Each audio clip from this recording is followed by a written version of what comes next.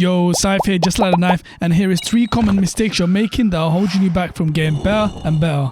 Number 1, not understanding your role. I see so many players failing to understand their role, and what absolutely pisses me off is lurking and baiting duelist. Your main role as a duelist on attack should be helping the team to get onto the site. Let's say you're playing Jet and the choke point is smoked off. You'll simply smoke and dash, and whilst dashing you'll be clearing either the left or right side, and you should be communicating with your team saying, I'm going to be dashing and clearing the left side, or I'm going to be dashing and clearing the right side. If you're playing Reyna, you're flashing up high and pushing so that anyone peeking will be flash, forcing them to shoot the flash, revealing their spot, or just hide backside. And this will allow your team to get onto the site. Of course, your kit makes it easier to get kills, but that's not the sole job when attacking, and please stop overheating when you get them entry kills. On defense, your goal should be to take advantage of your utility. For example, playing aggressive at Jet, holding places like A main and B main on ascent, and if enemy peeks, you just simply shoot and dash away. On the other side, if the enemy show presence, you can take map control and or rotate fast. With the controller role, your goal should be denying enemy visions and controlling different parts of the map with your smokes, and on attack should be looking to correctly smoke off choke points when entering a site, so that your team is able to peek without the fear of being killed. For example, if the team makes contact with market and they die, that's all your fault. You should have smoked it off followed by CT immediately, so that if your teammates peek, they're peeking into market that's smoked off, then they're peeking into CT which is smoked off. That way it makes it easier to get onto the site.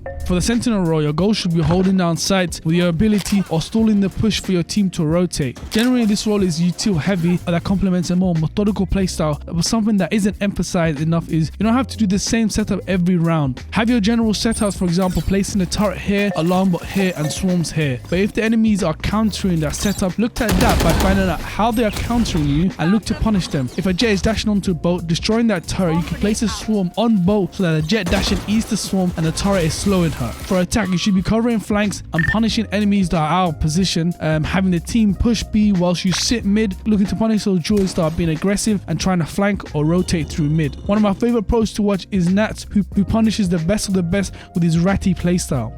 Finally, the initiator role, which is the most versatile role, having agents that can easily gather info across the map such as a Sova, to ones that can flash and gain info such as the Sky with her flashes. The main goal on attack should be dictating the pace, gathering info if you're defaulting, and ultimately using your utility to make it easier for the team to get onto the site by revealing the common spots enemies are hiding. For example, darting tree on ascent to reveal enemies that are here. On defense, it's imperative to be able to gain the necessary info to determine how the enemies are playing. Remember that gathering info benefits the whole team, not just yourself, as it lets your teammates know that the knife you threw didn't spot anyone, letting them know to be careful for a contact push on their site. More importantly, it allows your team to gain map control, making it easier to read the enemies and stacking the probable site. False information. And what I mean by that is not quickly giving out the necessary information. This happens in all ranks. Some might say it's more common in low elo, but the number of times I've heard it's B, only for us to rotate and then somehow planting the bomb, but instead of B it's planted on A, and by the time we've rotated to A, we've been killed by the B lurker.